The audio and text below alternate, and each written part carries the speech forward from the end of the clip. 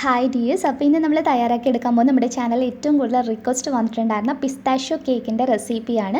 ഇത് ശരിക്കും ബർത്ത്ഡേക്കൊക്കെ തയ്യാറാക്കി എടുക്കാൻ കഴിയുന്ന ഒരു 1 kg കേക്കിൻ്റെ റെസിപ്പിയാണ് കേട്ടോ. ശരിക്കും ബേക്കറി സ്റ്റൈലിൽ അതേ രുചിയിൽ നമുക്ക് വീട്ടിൽ തന്നെ തയ്യാറാക്കി എടുക്കാം. അപ്പോൾ എല്ലാവരും തീർച്ചയായും ട്രൈ ചെയ്ത് നോക്കിയിട്ട് നിങ്ങളുടെ ഫീഡ്ബാക്ക് അറിയിക്കാൻ മറക്കരുത്. ആരെങ്കിലും ഈ ചാനൽ ഇന്ന് പുതിയതായിട്ട് കാണുന്നുണ്ടെങ്കിൽ നിങ്ങൾക്ക് റെസിപ്പീസ് ഇഷ്ടപ്പെടുവാണെങ്കിൽ സബ്സ്ക്രൈബ് ചെയ്യാൻ മറക്കരുത്. സബ്സ്ക്രൈബ് ചെയ്യുമ്പോൾ അതിൻ്റെ തൊട്ടടുത്തേ കാണുന്ന ബെല്ലൈക്കൺ കൂടി ഒന്ന് ക്ലിക്ക് ചെയ്യുക. അപ്പോൾ നമുക്ക് വേഗം തന്നെ വീഡിയോയിലോട്ട് പോകാം. ഈ ഒരു റെസിപ്പിക്ക് വേണ്ടിയിട്ട് ഞാനിപ്പോൾ എടുത്തിരിക്കുന്നത് 4 മുട്ടയാണ്. അപ്പോൾ ഞാൻ എടുത്തിരിക്കുന്ന മുട്ടയുടെ ഒരു ചെറിയ സൈസിലെ മുട്ട ആയതുകൊണ്ടാണ് 4 എണ്ണം ഉപയോഗിച്ചിട്ടുള്ളത്. നിങ്ങളുടെ കയ്യിൽ നല്ല വലുതായിട്ടുള്ളതാണെങ്കിൽ 3 എണ്ണം ചേർത്ത് കൊടുത്താൽ മതി. മുട്ടയുടെ മഞ്ഞയും വെള്ളയും സെപ്പറേറ്റ് ചെയ്ത് വേണം നമ്മൾ ചേർത്ത് കൊടുക്കാൻ വേണ്ടിയിട്ട്. അപ്പോൾ മുട്ട എപ്പോഴും റൂം ടെമ്പറേച്ചറിലുള്ളത് ഉപയോഗിക്കുക, ഫ്രിഡ്ജിൽ നിന്ന് ഡയറക്റ്റ് ചേർത്ത് കൊടുക്കരുത്. ഇതിനകത്തോട്ടേക്ക് നമുക്ക് പൊടിച്ച പഞ്ചസാരയാണ് ചേർക്കുന്നത്. 1/4 കപ്പ് പൊടിച്ച പഞ്ചസാരയാണ് കേട്ടോ ആഡ് ചെയ്തിട്ടുള്ളത്. 1 കപ്പ് എന്ന് പറയുന്നത് 240 ml കപ്പാണ്. അതിനുശേഷം നമ്മൾ മുട്ടയുടെ മഞ്ഞ അടിക്കുന്ന സമയത്ത് തന്നെ ഇതിനകത്തോട്ടേക്ക് ഒരു 1/2 ടീസ്പൂൺ അളവിൽ വാനില എസൻസ് കൂടി ചേർത്ത് കൊടുക്കുക. എന്നിട്ട് നന്നായിട്ടൊന്ന് മിക്സ് ചെയ്തെടുക്കുക. മുട്ടയുടെ മഞ്ഞയും അതുപോലെ തന്നെ പഞ്ചസാരയും ചേർന്ന് വരുന്ന രീതിയിൽ ഒന്ന് യോജിപ്പിച്ചെടുക്കുക. അതിനുശേഷം 1/4 കപ്പ് വെജിറ്റബിൾ ഓയിലാണ് ഒഴിച്ചു കൊടുക്കുന്നത്. ഏത് വെജിറ്റബിൾ ഓയിൽ വേണമെങ്കിലും നിങ്ങൾക്ക് ഉപയോഗിക്കാവുന്നതാണ്. വെളിച്ചെണ്ണ ഒരിക്കലും യൂസ് ചെയ്യരുത്. എന്നിട്ട് നന്നായിട്ടൊന്ന് മിക്സ് ചെയ്തെടുക്കുക. നല്ലതുപോലെ മിക്സ് ചെയ്ത് യോജിപ്പിച്ചെടുത്തതിന് ശേഷമാണ് നമ്മൾ അടുത്ത ഇൻഗ്രീഡിയൻറ്റ് ഇതിനകത്തോട്ടേക്ക് ആഡ് ചെയ്യുന്നത്. അതായത് നമ്മൾ അടുത്തത് ആഡ് ചെയ്യുന്നത് പാലാണ്. പാലിൻ്റെ അളവ് എന്ന് പറയുന്നത് ആദ്യം നമ്മൾ ചേർത്ത് കൊടുക്കുന്നത് 1/4 കപ്പ് അളവിൽ പാലാണ്. പാലും എടുക്കുന്ന സമയത്ത് ഫ്രിഡ്ജിൽ നിന്ന് ഒരിക്കലും ഡയറക്റ്റ് എടുത്തിട്ട് ഉപയോഗിക്കരുത്. നന്നായിട്ട് റൂം ടെമ്പറേച്ചറിലായതിനു ശേഷം വേണം നമ്മൾ ചേർത്ത് കൊടുക്കാൻ. ഇത് അങ്ങോട്ടൊന്ന് നമുക്ക് മാറ്റി വെക്കാം. ഇനി ഇതിലോട്ടേക്ക് നമുക്ക് പിസ്ത, ഇതിനകത്തുള്ള മെയിൻ ഇൻഗ്രീഡിയൻ്റ് ആയിട്ടുള്ള പിസ്തയാണ് ആവശ്യമായിട്ടുള്ളത്. അപ്പോൾ ഞാനൊരു 1/4 കപ്പ് പിസ്ത എടുത്തിട്ട് മിക്സിയുടെ ജാറിലിട്ട് നല്ല ഫൈൻ പൗഡറായിട്ട് പൊടിച്ചെടുത്തിട്ടുള്ളതാണ് ഈ ആദ്യത്തെ നമ്മുടെ മെഷർമെൻറ്റ് കപ്പിൽ കാണുന്നത്. ഈ ഒരു ബൗളിനകത്തുള്ളത് ജസ്റ്റ് ഒന്ന് ക്രഷ് ചെയ്തെടുത്തിട്ടില്ല, അതായത് തരികളോടുകൂടി ക്രഷ് ചെയ്തെടുത്തിട്ടുള്ളത്. ഇപ്പോൾ ഞാൻ എടുത്തിരിക്കുന്ന പിസ്താവിൻ്റെ പാക്കറ്റ് പിസ്ത ജസ്റ്റ് സാൾട്ടഡ്, ഉപ്പ് രസം ഉള്ളതാണ് കേട്ടോ. പക്ഷേ ഉപ്പ് രസം ഉള്ളതാണെങ്കിൽ കൂടി നല്ല ടേസ്റ്റാണ് ഈ ഒരു കേക്കിന് റെഡിയാക്കി എടുക്കുമ്പോൾ. ഇനി ഡ്രൈ ഇൻഗ്രീഡിയൻസ് അരിച്ചെടുക്കണം. അപ്പോൾ 1 കപ്പ് മൈദ ചേർത്ത് കൊടുക്കാം. 240 ml അളവിൽ 1 കപ്പ് മൈദ. ഇതിനകത്തോട്ടേക്ക് 2 ടേബിൾ സ്പൂൺ മുഴുവനായിട്ട് പാൽപ്പൊടിയാണ് ചേർത്ത് കൊടുക്കുന്നത്. കേക്കിന് നല്ലൊരു ടേസ്റ്റ് കൊടുക്കും നമ്മൾ പാൽപ്പൊടി കൂടി ആഡ് ചെയ്യുന്ന സമയത്ത്. 1 ടീസ്പൂൺ ബേക്കിംഗ് പൗഡർ ചേർത്ത് കൊടുക്കാം. അതുപോലെ തന്നെ 1/4 ടീസ്പൂൺ അളവിൽ ബേക്കിംഗ് സോഡയും മധുരം ബാലൻസ് ചെയ്യാൻ വേണ്ടിയിട്ട് ഒരു 2 പിഞ്ച് ഉപ്പ് കൂടി ചേർക്കാം. ഇനി നമ്മൾ നല്ല ഫൈൻ പൗഡറായിട്ട് പൊടിച്ച് വെച്ചിരിക്കുന്ന 1/4 കപ്പ് പിസ്തയാണ് ഞാനിപ്പോൾ ചേർത്ത് കൊടുത്തിട്ടുള്ളത്. എന്നിട്ട് ഇത് നല്ലതുപോലെ അരിച്ചെടുത്തിട്ട് നമ്മുടെ ആ മുട്ടയുടെ മഞ്ഞ നമ്മൾ നേരത്തെ യോജിപ്പിച്ച് വെച്ചിരിക്കുന്ന ആ ഒരു മിക്സിനകത്തോട്ടേക്കാണ് നമ്മൾ ചേർത്ത് കൊടുക്കുന്നത്. മുഴുവൻ ചേർത്ത് കൊടുത്തതിന് ശേഷം ഒരു വിസ്ക് ഉപയോഗിച്ചിട്ട് നന്നായിട്ടൊന്ന് മിക്സ് ചെയ്തെടുക്കാം. നമ്മൾ ബാറ്റർ മിക്സ് ചെയ്യുന്ന സമയത്ത് നന്നായിട്ട് യോജിച്ച് കഴിഞ്ഞാൽ പിന്നെ വീണ്ടും നമ്മൾ ഒത്തിരി സമയം ഇട്ടിട്ട് മിക്സ് ചെയ്യരുത്. അപ്പോൾ നമ്മുടെ കേക്ക് പെട്ടെന്ന് പൊങ്ങി വന്നാലും അതേപോലെ താഴ്ന്നു പോകാനുള്ള ചാൻസ് വളരെ കൂടുതലാണ്. അപ്പോൾ നല്ലതുപോലെ മിക്സ് ചെയ്തെടുത്തതിന് ശേഷം ഇതിനകത്തോട്ടേക്ക് ഞാനൊരു 1/4 കപ്പ് പാൽ കൂടി ചേർത്ത് കൊടുക്കുന്നുണ്ട്.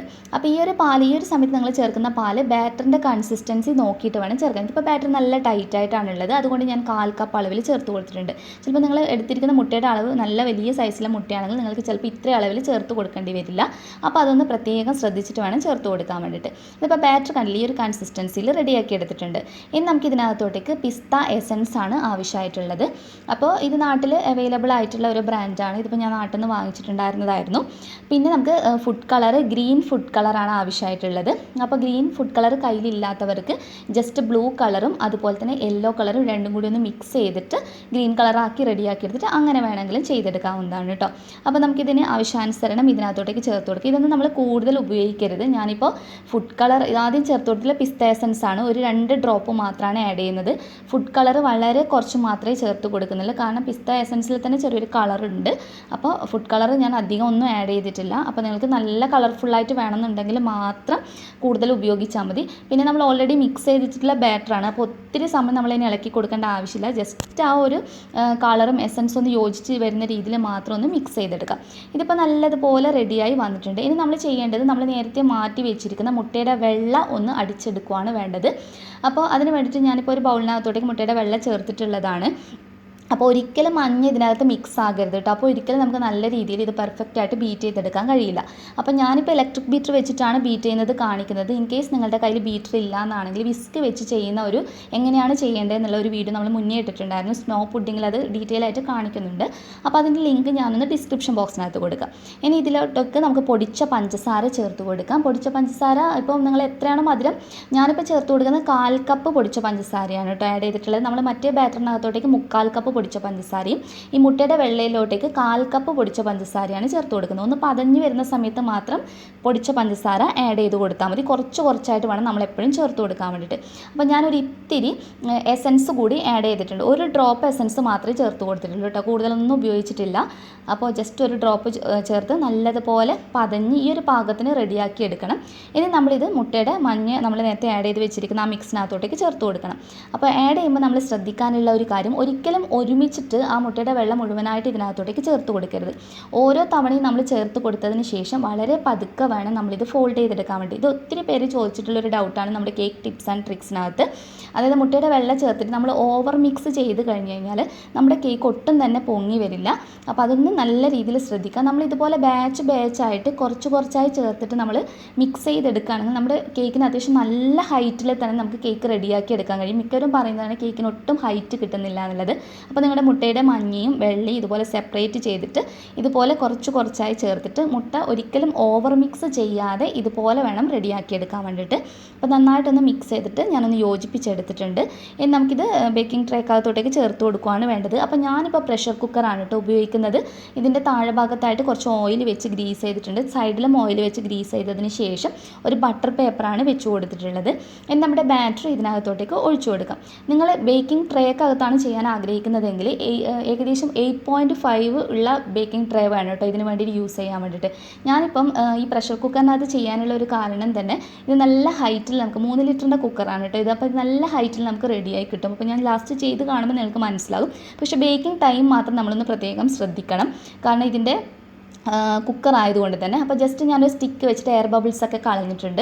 എന്നിട്ട് തറയിൽ വെച്ച് തട്ടി ഒന്നുകൂടി എയർ ബബിൾസ് കളഞ്ഞതിന് ശേഷം കുക്കറിൻ്റെ അടപ്പിൻ്റെ വിസിലും അതുപോലെ തന്നെ വാഷറും ഒന്ന് റിമൂവ് ചെയ്തിട്ടുള്ളതാണ്. ഇനി ബേക്ക് ചെയ്തെടുക്കണം. അപ്പോൾ അതിന് വേണ്ടിയിട്ട് ഞാനൊരു പാൻ വെച്ചിട്ട് 5 മിനിറ്റ് നല്ല ഹൈ ഫ്ലെയിമിലിട്ടിട്ട് ഒന്ന് ചൂടാക്കി എടുത്തിട്ടുള്ള പാനാണിത്. അപ്പോൾ നല്ലതുപോലെ ചൂടായി വന്നതിന് ശേഷം ഒരു 5 മിനിറ്റിന് ശേഷം നമ്മൾ ഫ്ലെയിം നല്ലതുപോലെ കുറക്കുക, ഏറ്റവും ലോ ഫ്ലെയിമിലിടുക. എന്നിട്ട് വേണം നമ്മൾ പ്രഷർ കുക്കർ ഇതിനകത്തോട്ടേക്ക് വെച്ച് കൊടുക്കാൻ വേണ്ടിയിട്ട്.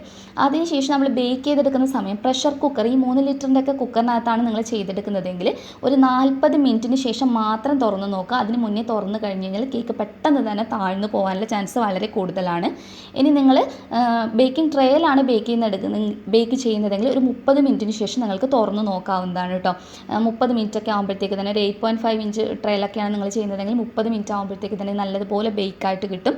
അതുപോലെ ഓവനിലാണെങ്കിൽ 180 ഡിഗ്രി സെൽഷ്യസിൽ 25 മിനിറ്റ് മുതൽ ഒരു 30 മിനിറ്റ് വരെ ബേക്ക് ചെയ്തെടുത്താൽ മതി. ഇത് റെഡിയായി വരുന്ന സമയം കൊണ്ട് ഇതിനകത്തോട്ടേക്കുള്ള നമ്മൾ ഷുഗർ സിറപ്പല്ല ഇതിനകത്ത് ഉപയോഗിക്കുന്നത്. അതിന് പകരം നമ്മൾ ഇപ്പോഴത്തെ നമ്മുടെ മിൽക്ക് കേക്ക്സിനൊക്കെ നമ്മൾ ഡിപ്പായിട്ട് ഉപയോഗിക്കുന്ന സിറപ്പാണ് നമ്മൾ ഇതിൽ വേണ്ടിയിട്ട് യൂസ് ചെയ്യുന്നത്. അപ്പോൾ അതിനൊരു സ്പെഷ്യൽ ടേസ്റ്റാണ്.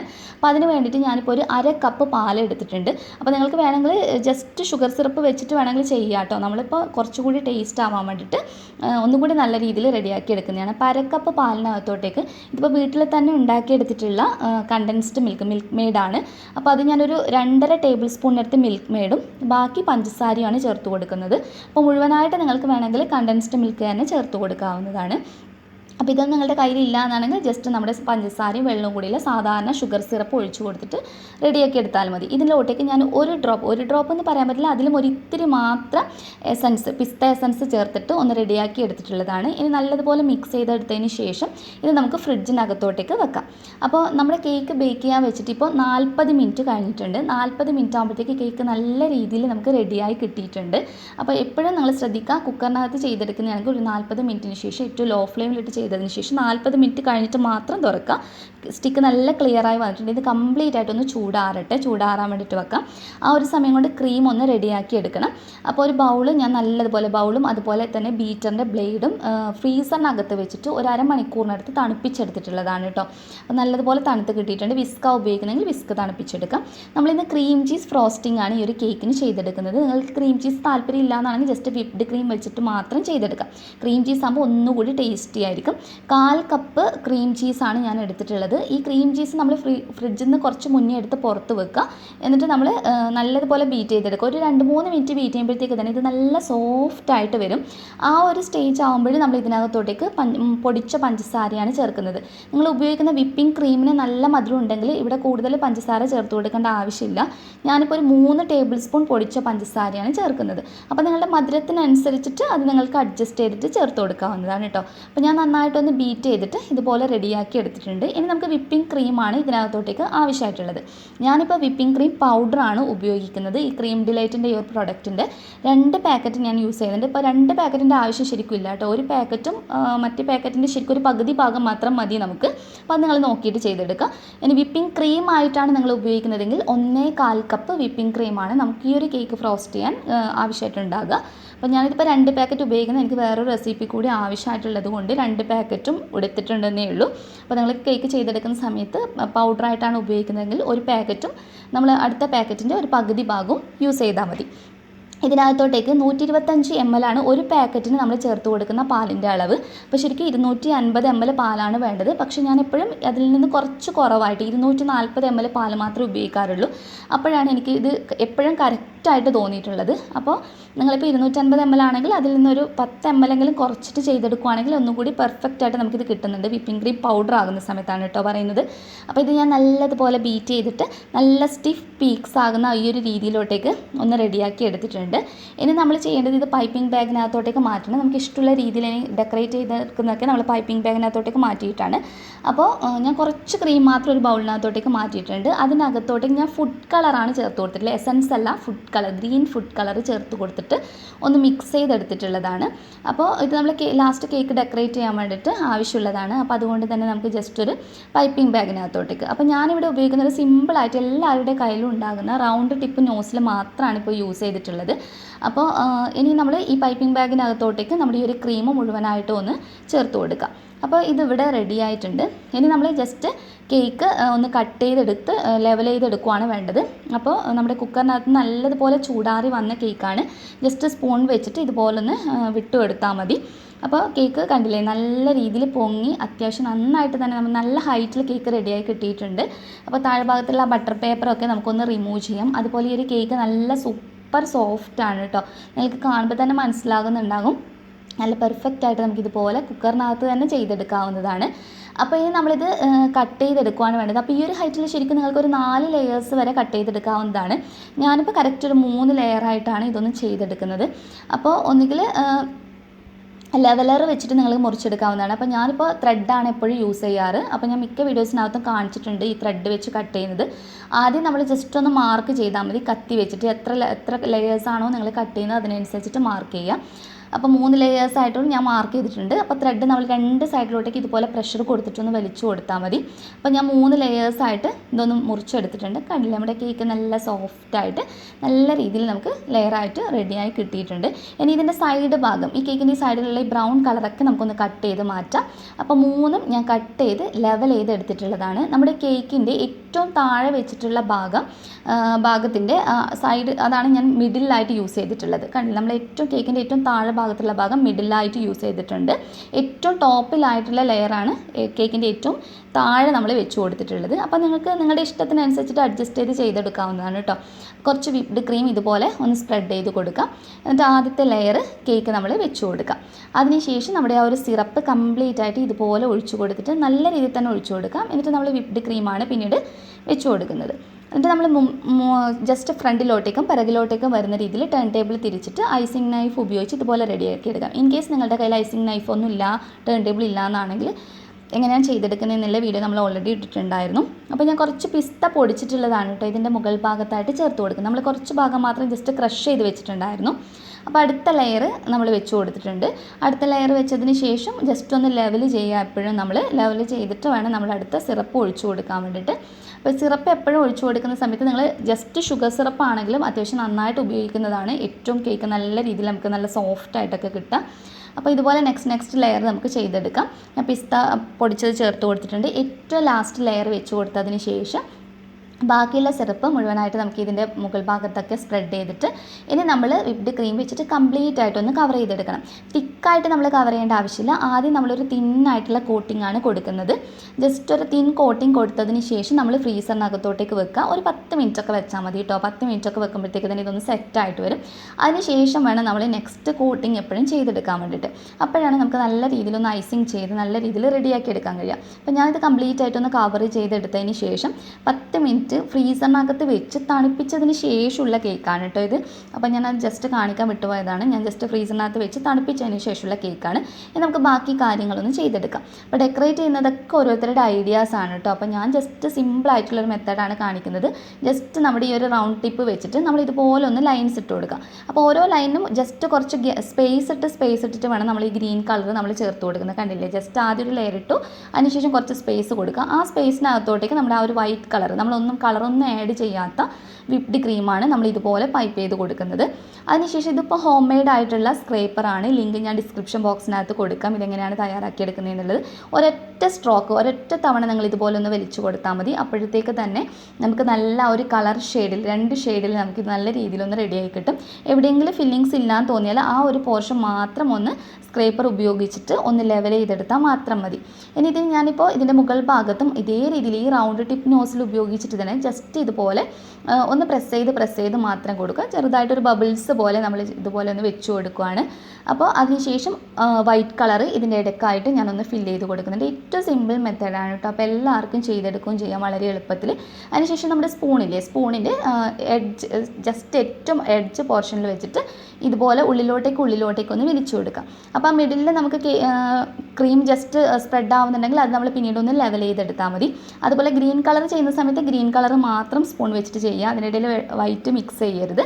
അതുപോലെ അതിനുശേഷം വൈറ്റ് മാത്രം ഇതുപോലെ ഉള്ളിലോട്ടേക്കൊന്ന് പ്രസ് ചെയ്ത് കൊടുക്കാം. എന്നിട്ട് നിങ്ങൾക്ക് ഇഷ്ടമുള്ള ഫ്ലവേഴ്സ് വേണമെങ്കിൽ ഫ്ലവേഴ്സ് വരച്ചു കൊടുക്കാം. ഞാനിപ്പോൾ അങ്ങനെയൊന്നും ചെയ്യുന്നില്ല, ജസ്റ്റ് ഈ റൗണ്ട് ഒന്ന് കവർ ചെയ്തെടുക്കുന്നത് മാത്രമേ ഉള്ളൂ. അപ്പോൾ അതൊക്കെ നിങ്ങളുടെ ഐഡിയാസ് ആണ് കേട്ടോ. നിങ്ങൾക്ക് ഫോണ്ടൻ്റൊക്കെ വെച്ചിട്ട് വേണമെങ്കിൽ ഫ്ലവേഴ്സൊക്കെ ഇതിനിടയിൽ വെച്ച് കൊടുക്കാം, ബർത്ത്ഡേക്കൊക്കെ വേണ്ടിയിട്ട്. അതുപോലെ എഴുതാനൊക്കെ ഉള്ളത് ഇതിൻ്റെ മിഡിലായിട്ട് ചെയ്ത് കൊടുക്കാം. ഞാനിപ്പോൾ പിസ്തയാണ് മിഡിൽ ഫുൾ കവർ ചെയ്തിട്ടുള്ളത്. അപ്പോൾ കഴിക്കാൻ നല്ല ടേസ്റ്റ് ആയിരിക്കും. നമ്മൾ കട്ട് ചെയ്ത് സെർവ് ചെയ്യുന്ന സമയത്തൊക്കെ ഒരു ചെറിയ കൂടി വെച്ച് കൊടുത്തിട്ടുണ്ട്. അപ്പോൾ നമ്മുടെ ഹോം മെയ്ഡ് ആയിട്ടുള്ള പിസ്ത കേക്ക് ഇവിടെ റെഡി ആയിട്ടുണ്ട്. അപ്പോൾ നമുക്കൊരു പീസ് ഒന്ന് കട്ട് ചെയ്ത് നോക്കാം. നല്ല സൂപ്പർ സോഫ്റ്റാണ് ഈ ഒരു കേക്ക്. അതുപോലെ ഈ ഒരു സിറപ്പും നിങ്ങൾ ഈ മുട്ടയുടെ മഞ്ഞയും വെള്ളയൊക്കെ സെപ്പറേറ്റ് ചെയ്തിട്ട് ഇതുപോലെ ഇൻഗ്രീഡിയൻസ് ഒക്കെ ആഡ് ചെയ്ത് ഒന്ന് ചെയ്ത് നോക്കുക. ശരിക്കും നമ്മൾ ബേക്കറിയിൽ നിന്നൊക്കെ വാങ്ങിക്കുന്ന അതേ ടേസ്റ്റിൽ നമുക്ക് പിസ്താഷ്യോ കേക്ക് വീട്ടിൽ തന്നെ തയ്യാറാക്കി എടുക്കാം. അത്രയധികം നല്ലൊരു സ്പെഷ്യൽ ആയിട്ടുള്ള കേക്കാണ്. നമ്മൾ മറ്റുള്ള കേക്കിനെ അപേക്ഷിച്ചിട്ട് ശരിക്കും അതിനേക്കാളും ഒരു മടങ്ങ് ശരിക്കും മുന്നിൽ നിൽക്കുന്ന കേക്കാണെന്ന് തന്നെ പറയാം പിസ്ത കേക്ക്. എല്ലാവർക്കും കഴിക്കാൻ ഒത്തിരി ഇഷ്ടമുള്ളതാണ്. അപ്പോൾ എല്ലാവരും തീർച്ചയായിട്ടും ട്രൈ ചെയ്ത് നോക്കുക, നിങ്ങൾക്ക് എന്തായാലും ഇഷ്ടമാകും. അപ്പോൾ നമുക്കൊരു ചെറിയൊരു പീസ് നമുക്ക് ജസ്റ്റ് ഒന്ന് കട്ട് ചെയ്തിട്ട് നോക്കാം. അപ്പോൾ എല്ലാവരും ഉണ്ടാക്കി നോക്കിയിട്ട് നിങ്ങളുടെ അഭിപ്രായം അറിയിക്കാൻ മറക്കരുത്. നെക്സ്റ്റ് വീഡിയോയിൽ ഇനിയും നല്ല വെറൈറ്റി ഡിഷസുമായി കാണാം. അതുവരെ ടേക്ക് കെയർ, ബൈ.